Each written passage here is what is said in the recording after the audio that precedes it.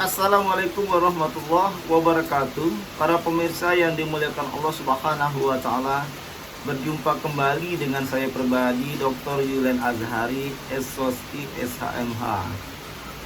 Jangan lupa like, komen yang membangun serta subscribe yang banyak channel YouTube kami Dr. Yulen Azhari dan bantu share ya. Insya Allah orang yang share channel YouTube kami Dr. Yulen Azhari akan mendapatkan kebahagiaan yang luar biasa dan akan dipermudah oleh Allah Subhanahu wa taala karena telah membantu saudaranya untuk berdakwah dan memberikan solusi kepada saudara masyarakat kita yang tengah diuji oleh Allah Subhanahu wa taala. Ingat channel kita Dr. Yulen Azhari akan sangat bermanfaat insya Allah buat kita semua ya. Dalam hal ini kita akan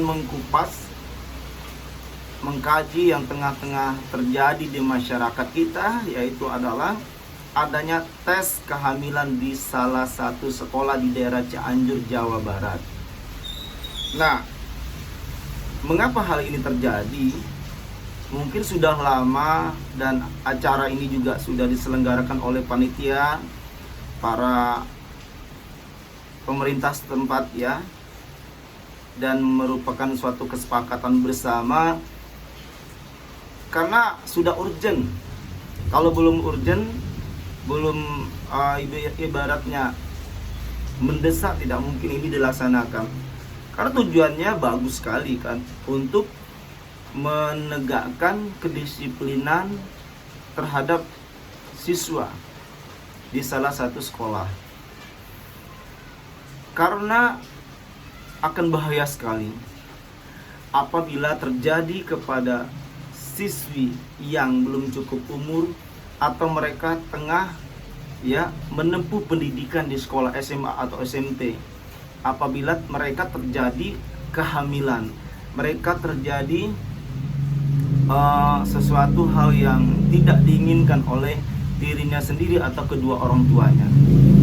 Dalam hal ini sangat penting sekali untuk ya membatasi atau menghentikan kegiatan-kegiatan perzinahan terhadap orang-orang yang di bawah umur.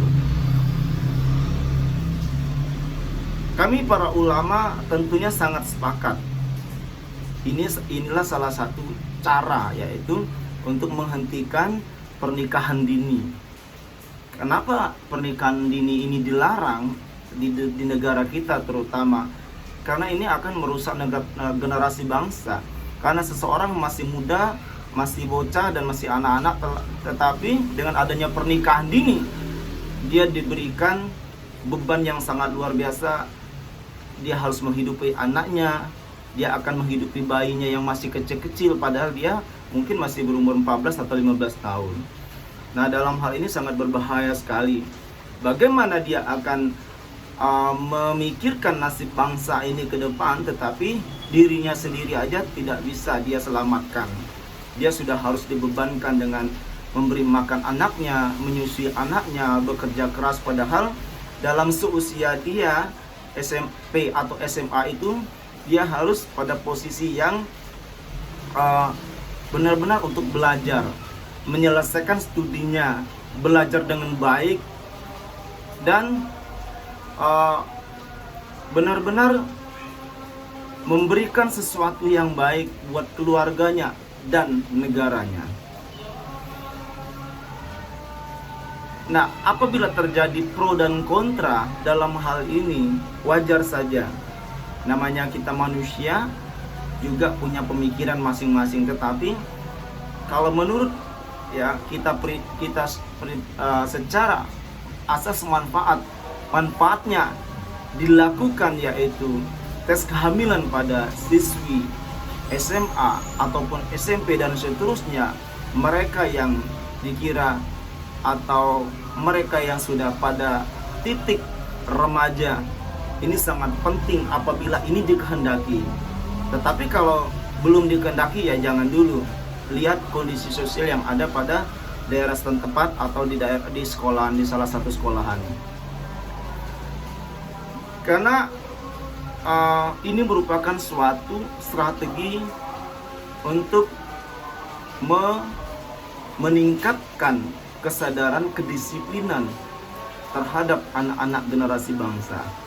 Oke, untuk hasilnya tidak dipublis, saya sangat setuju, karena itu merupakan aib dan tidak layak dan tidak etis ya kalau hasilnya dipublis di muka umum. Tetapi dilakukan tes kehamilan ini salah satu langkah yang sangat strategis untuk menghentikan proses, yaitu terjadinya perzinahan di kalangan anak usia dini, anak-anak di bawah umur. Karena Allah telah berfirman, Bismillahirrahmanirrahim, wala taqrabu zina innahu kana fahisyatan wa sa'a sabila. Dan janganlah kamu sekali-kali mendekati perbuatan zina, karena sesungguhnya perbuatan zina itu adalah perbuatan yang sangat buruk di hadapan Allah Subhanahu wa taala.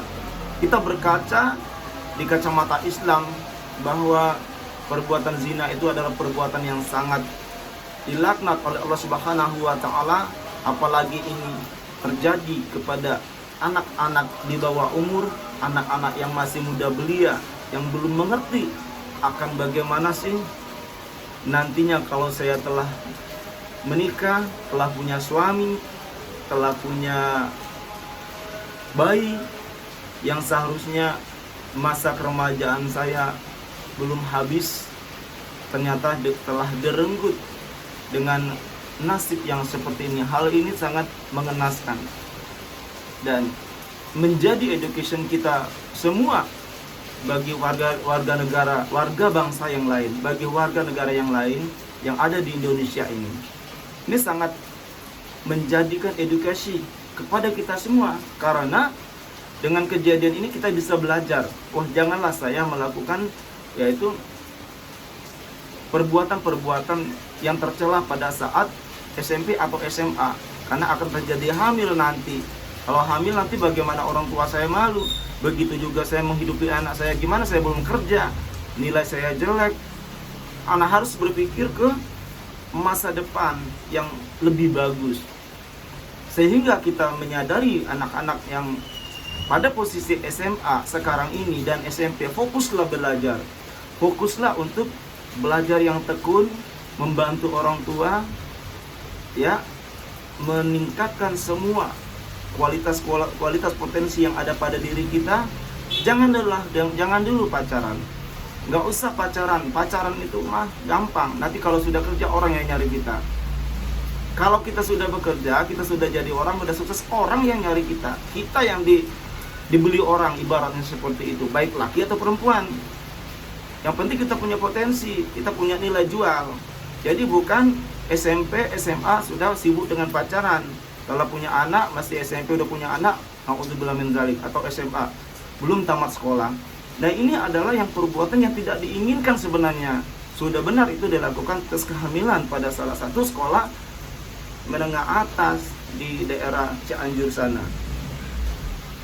Dan begitu juga peran orang tua, tidak boleh cuek kepada anaknya, tidak boleh cuek dengan lingkungannya. Dilihat perkembangan anak, bagaimana caranya mendidik supaya anaknya mau sekolah, supaya anaknya jangan pacaran dulu, fokus dengan pembelajaran.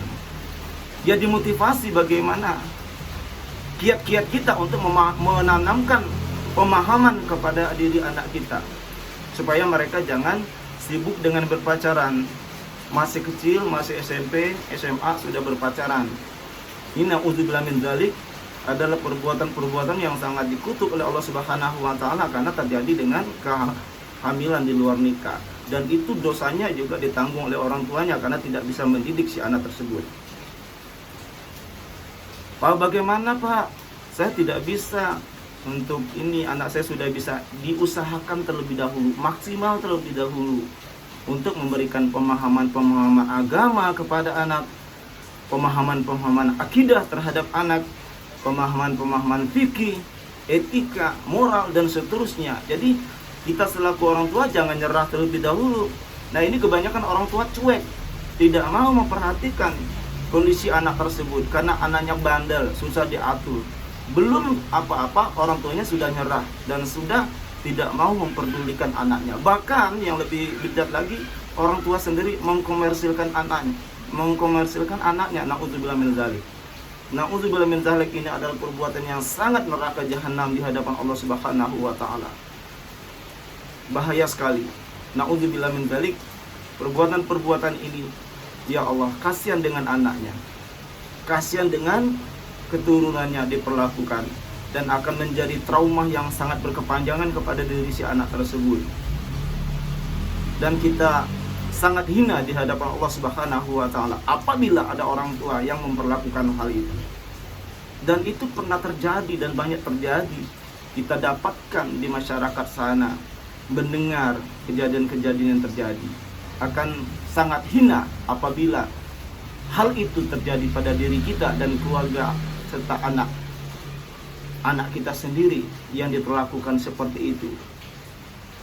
Semoga dengan adanya tes kehamilan di suatu sekolahan di daerah Cianjur ini, insya Allah akan memberikan motivasi bagi kita semua agar lebih berhati-hati, fokus menanamkan pemahaman agama, pemahaman etika, moral, dan asas manfaat kedepannya seperti apa.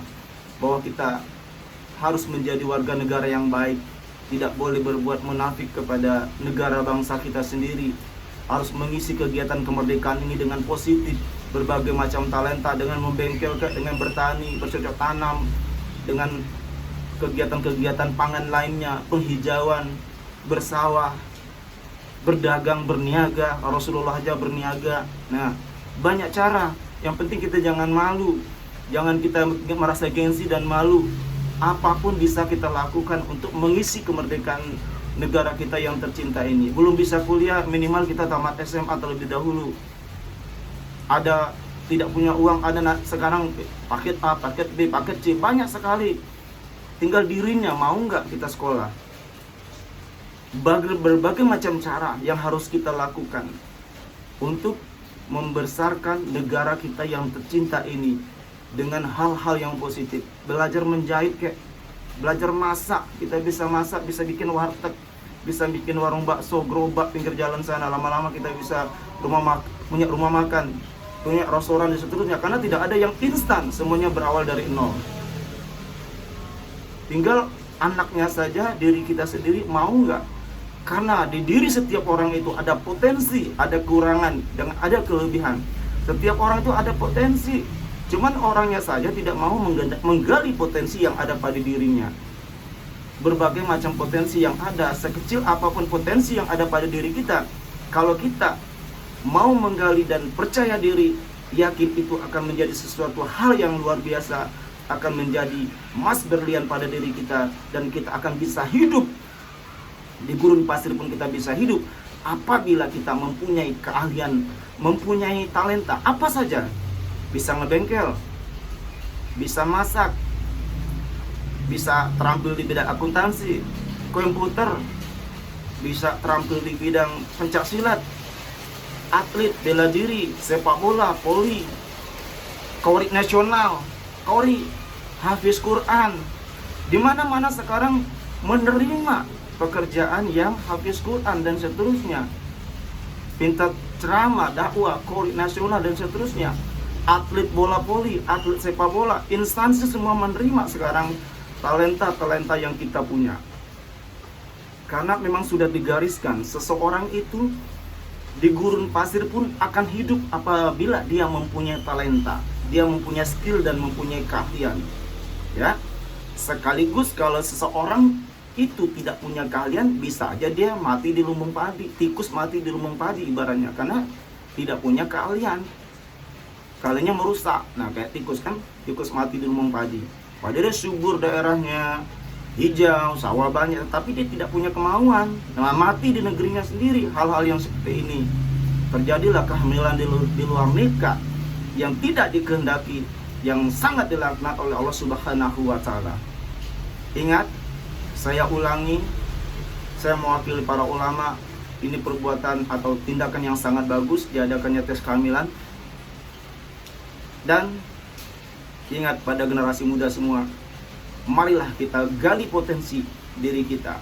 apa yang kita bisa lakukan untuk negeri ini, negeri kita yang tercinta ini. Lakukanlah selagi itu hal positif, silakan lakukan, laksanakan dengan penuh semangat dan tetap berusaha, jangan menyerah terlebih dahulu. Dan hasilnya kalau kita sudah maksimal berusaha, kita serahkan kepada Allah Subhanahu wa taala.